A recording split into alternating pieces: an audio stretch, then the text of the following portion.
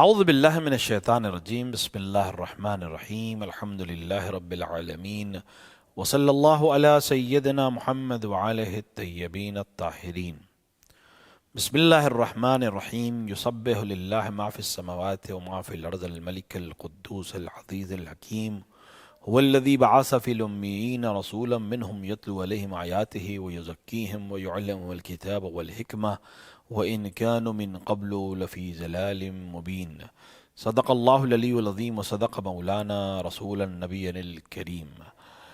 سورہ جمعہ کی کچھ آیات کے جن کے سلسلے میں تفسیر کے قرآن کے سلسلے میں اگر ہم دیکھیں اور غور کریں اور ان علماء کے سلسلے سے رجوع کریں جنہوں نے قرآن کی تفسیر کو ہم تک پہنچایا ہے ائمہ کی ہدایات اور ائمہ کے اقوال کے ذریعے سے، تو ہم سورہ جمعہ میں دیکھتے ہیں کہ سورہ جمعہ اپنے آپ ایک صاحب عظمت سورہ ہے، یعنی بہرحال پورا قرآن عظمت ہے لیکن سورہ جمعہ کی ایک خاص اہمیت ہے۔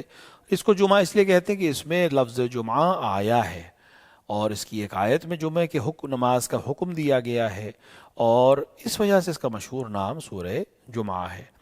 اور شب جمعہ اور روز جمعہ، حتی روز جمعہ جو انسان نماز جمعہ نہیں پڑھ رہا ہے اس کے لیے بھی مستحب ہے کہ ظہر کی نماز میں سورہ جمعہ کی تلاوت کرے۔ سورہ میں بسم اللہ الرحمن الرحیم کے بعد جو جملہ شروع ہوتا ہے وہ تسبیح خدا کے سلسلے میں، یسبح للہ ما فی السماوات و ما فی الارض الملک القدوس العزیز الحکیم۔ تسبیح کر رہے ہیں جو کچھ زمین اور آسمان اور اس کے درمیان ہے۔ کس کی تسبیح کر رہے ہیں؟ اللہ کی تسبیح کر رہے ہیں۔ یہ خدا جو صاحب عظمت ہے جس کی تسبیح کی جا رہی ہے، یہ قدوس بھی ہے اور اس کی دیگر صفات کو بھی اسی آیت میں بیان کیا گیا۔ پہلی بحث جو علماء نے کی اس سے مراد تسبیح سے مراد کیا ہے۔ تسبیح یعنی اللہ کا ذکر کرنا، اللہ کا سبحان، اللہ کے نام کے ساتھ اس کی کسی صفت کا بیان کرنا۔ مثلا الحمدللہ ایک تسبیح ہے، سبحان اللہ ایک تسبیح ہے، لا الہ الا اللہ ایک تسبیح ہے۔ تو تسبیح یعنی سبح کرنا، کسی کی حمد کرنا، کسی کی تجلیل کرنا۔ تو خداوند عالم یہاں کہہ رہا ہے کہ جو کچھ زمین اور آسمان اور اس کے درمیان ہے وہ سب اللہ کی تسبیح کر رہے ہیں۔ اب ملک یا انسانوں کی تسبیح ہم سمجھ سکتے ہیں، یا جنہ حتی وہ تسبیح تقریباً اسی طرح کرتے ہیں جیسے ہم جس کو تسبیح سمجھتے ہیں، سبحان اللہ کہنا، الحمدللہ کہنا، اللہ اکبر کہنا، لا الہ الا اللہ کہنا، یہ سب تسبیح ہے۔ لیکن جو کچھ زمین اور آسمان کے درمیان اس میں نباتات بھی ہیں، اس میں حیوانات بھی ہیں، اس میں جمادات بھی ہیں، یہ کس طرح سے تسبیح کرتے ہیں یہ ہمیں نہیں معلوم ہے۔ کچھ کہتے ہیں کہ نہیں، ان کے پاس بھی وہی زبان ہے جو ہماری سمجھ کے باہر ہے لیکن یہ ہماری طرح ہی تسبیح کرتے ہیں، اور اس کے لیے جو ان علماء نے بیان کیا وہ رسول اکرم صلی اللہ علیہ وآلہ کا وہ معجزہ بیان کرتے ہیں جس میں رسول نے جب سنگریزوں کو اپنے ہاتھ پر اٹھایا تو وہ تسبیح باقاعدہ لوگوں کو سنائی دینے لگی۔ تو تسبیح وہ پہلے سے کر رہے تھے لیکن رسول کے کرم سے اور رسول نے جب معجزہ دکھانا چاہا تو لوگوں کو وہ آواز پتھروں سے سنائی دینے لگی۔ بعض کہتے ہیں نہیں، ان کی تسبیح یہ نہیں ہے کہ جیسے ہم سبحان اللہ سبحان اللہ سبحان اللہ یا الحمدللہ الحمدللہ الحمدللہ کہ نہیں، وہ اپنے تکوین میں اللہ کی تسبیح کرتے ہیں۔ اسی طرح حیوانات، اسی طرح نباتات۔ تو خود تسبیح کیسے ہے اس پہ اختلاف ہے، لیکن یہ طے ہے کہ ہر مخلوق خداوند عالم کی تسبیح کر رہی ہے کیونکہ وہ صاحب عزت ہے اور اس کو حق ہے کہ اس کی تسبیح کی جائے۔ صرف بشر کی جو تسبیح ہے یا اجنہ کی جو تسبیح ہے وہ اختیار کے ساتھ ہے، یعنی اگر بشر عبادت کرتا ہے تو وہ عبادت اختیاری ہے، لیکن حیوانات اور جمادات اور حتیٰ فرشتوں کی جو تسبیح ہے وہ اختیاری نہیں ہے۔ خدا نے ان کو اس بات پر معمور کیا ہے، ان کی تکوین میں ہے، لہٰذا وہ اسی طرح سے تسبیح کرتے ہیں۔ لہٰذا ان کی تسبیح اور انسانوں اور جنہ کی تسبیح میں فرق یہ کہ وہ اس کا اجر خدا سے نہیں لیں گے لیکن خدا انسانوں کو اور حیوانوں کو اجر دے گا، کیونکہ یہاں اختیار کے ساتھ تسبیح ہے اور وہاں بغیر اختیار کے تسبیح ہے۔ تو تسبیح کر رہے ہیں خداوند عالم کی تمام مخلوقات، زمین پر جو کچھ ہے، آسمان میں جو کچھ ہے اور جو مابین ہے، کتنا ہے، کیا ہے، کس طرح کی مخلوق ہے ہمیں نہیں معلوم ہے، لیکن خداوند عالم نے یہ بیان کر دیا قرآن میں کہ سب کے سب اللہ کی مخلوق ہیں اور سب اس کی تسبیح کر رہے ہیں۔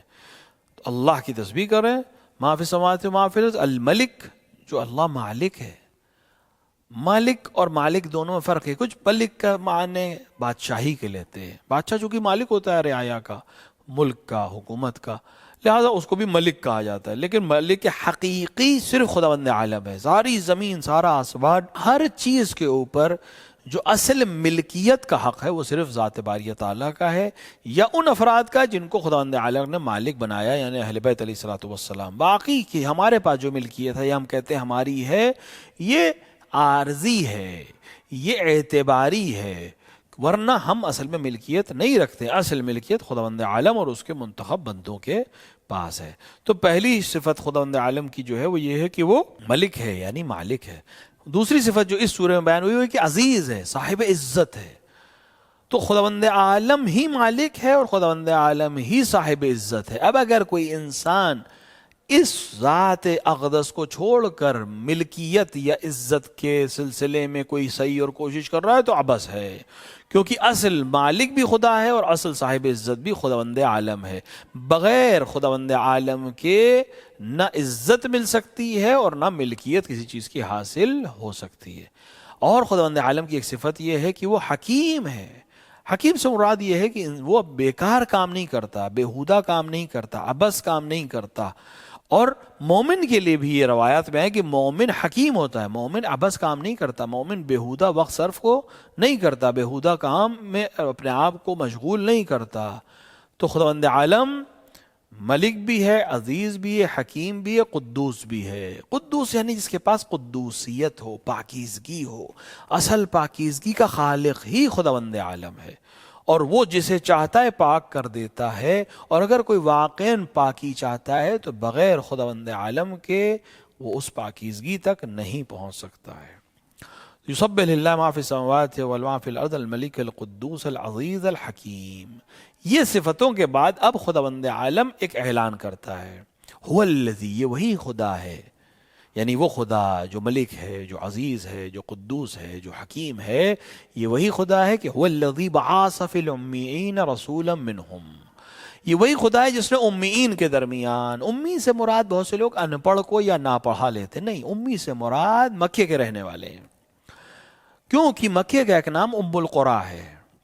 ام القریٰ یعنی تمام شہروں کی ماں، کیونکہ سب سے پہلا شہر جو خداوند عالم نے دنیا میں آباد کیا وہ مکہ ہے. سب سے پہلی زمین جو خلق ہوئی وہ مکے کی زمین ہے. تو تمام زمین اسی سے نکلی ہے، لہٰذا مکے کو یہ ام کیا حیثیت ہے قریٰ کے مقابلے میں، تمام شہروں کے مقابلے میں.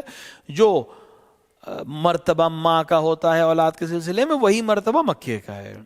لہٰذا ام القریٰ کے رہنے والے امی کہلاتے ہیں. رسول اکرم صلی اللہ علیہ وآلہ کا بھی ایک لقب امی ہے. اس سے مراد العیاذ باللہ ایسا نہیں کہ رسول کو پڑھنا لکھنا نہیں آتا تھا، نہیں، رسول اللہ مکے کے رہنے والے تھے، لہٰذا ان کو امی کہا گیا.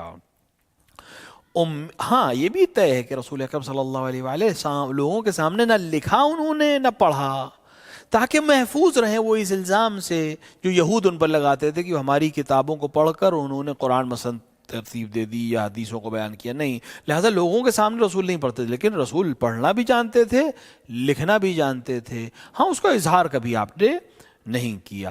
تو مکے کے رہنے والے ہیں امیون کے درمیان، مکے کے رہنے والوں کے درمیان خداوند عالم نے رسول کو بھیجا، مبعوث کیا.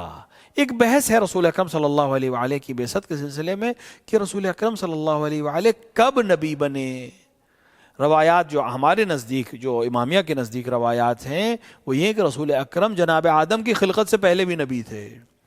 اعلان رسالت آپ نے 40 سال کی عمر میں مکے میں کیا، ورنہ آپ نبی تھے جناب آدم کی خلقت سے بھی پہلے، تمام انبیاء سے پہلے آپ نبی تھے، لیکن اعلان آپ نے نہیں کیا. جیسے کوئی انسان عہدے پہ ہو لیکن دنیا کو نہ بتائے کہ میں اس عہدے پر فائز ہوں. رسول اس عہدے پہ تھے، 40 سال کے بعد جب عمر 40 سال کی ہوئی عمر مبارک، تو خدا نے کہا اب آپ لوگوں کو بتا دیجئے کہ آپ اللہ کے نبی ہیں اور رسول ہیں اور صاحب کتاب ہیں، ورنہ ہیں آپ نبی پہلے. تو وہ خدا جو ان صفات کا مالک ہے اس نے مکے والوں کے درمیان انہی کے جیسا، یعنی انہی کے درمیان رہنے والا، انہی کے درمیان پلا بڑھا، نہ کہ اصل خلقت رسول کی وہاں کی ہے، لیکن بہرحال اس دنیا میں، مکے میں دنیا میں تشریف لائے تو انہی کے درمیان رہے، انہی کے کلچر میں رہے، انہی کے طرح سے اٹھتے تھے، بیٹھتے تھے، بازاروں میں جاتے تھے، اور جسمانی لحاظ سے تمام ان رنج و تکلیف کو برداشت کرتے تھے جو اہل مکہ برداشت کرتے تھے. تو انہی کے درمیان سے ایک شخص کو خداوند عالم نے مبعوث کیا رسالت کے لیے. اب اس رسول کا کام کیا ہے کہ وہ تلاوت کرے قرآن کی. کس کے لیے؟ انہی لوگوں کے. یتلو علیہم آیاتہ ویزکیہم، ان تلاوت کے ذریعے سے ان کی تزکیہ نفس کرے، صفائی کرے، ان کے قلب کو صاف کرے. وَيُعَلِّمُ الْكِتَابَ وَالْحِکْمَةَ، اور انہیں کتاب یعنی قرآن اور حکمت کی تعلیم دے. یہ وہ وظائف ہیں جو رسول اکرم صلی اللہ علیہ وآلہ کے ہیں. یعنی بعنوان نبی رسول کا وظیفہ ہے قرآن کی تلاوت کرنا، عنوان نبی وظیفہ ہے لوگوں کے نفس کو پاک کرنا، تزکیہ کرنا، اور قرآن اور حکمت کی تعلیم دینا. اگر رسول اکرم کوئی بھی عمل انجام دے رہے ہیں تو وہ ان چار چیزوں سے خارج نہیں ہے. کچھ بھی عمل کر رہے ہوں آپ، کیونکہ رسول کی ذمہ داری کیا ہے یہ قرآن نے بیان کر دی. دوسرے مقام پہ فرمایا کہ رسول کچھ نہیں ہے سوائے رسول کے، یعنی محمد کچھ نہیں ہے سوائے اس کے کہ رسول ہے. یعنی آپ کا ہر عمل بعنوان رسول ہے. کیونکہ عامہ کے درمیان بعض فرق ایسے ہیں جن کا نظریہ یہ ہے کہ رسول جب کار رسالت انجام دے رہے ہیں تب معصوم ہے، اور جب گھر میں ہیں یا کار رسالت انجام نہیں دے رہے ہیں تو عام انسانوں کی طرح ہے. تو خود ہی اپنے آپ میں ایک بڑا مسئلہ ہو جائے گا. ہمیں کون طے کرے گا رسول اس وقت کار رسالت کر رہے ہیں یا نہیں کر رہے ہیں؟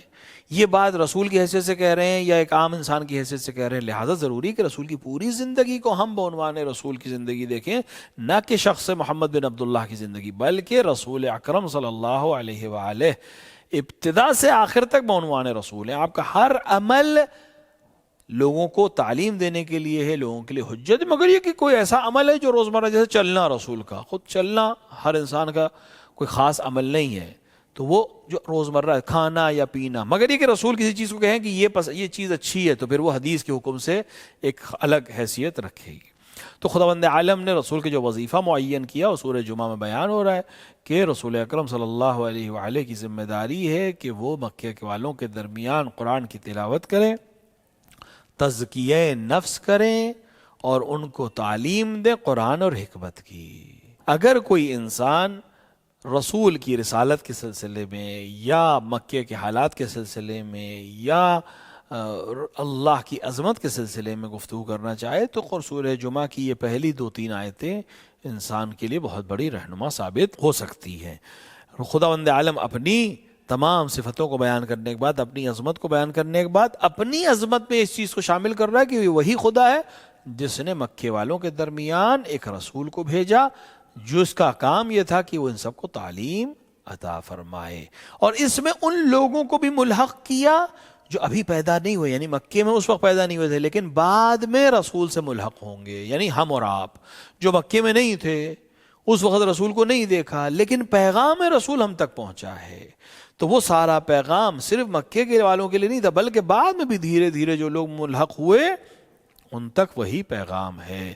بارگاہ الہی میں دست دعا ہے کہ وہ ہمیں توفیق عطا فرمائے کہ ہم اس پیغام رسول کو سمجھ سکیں، اس پر عمل کر سکیں اور دوسروں تک اسے پہنچا سکیں. وصلی اللہ علی سیدنا محمد وآلہ الطیبین الطاہرین.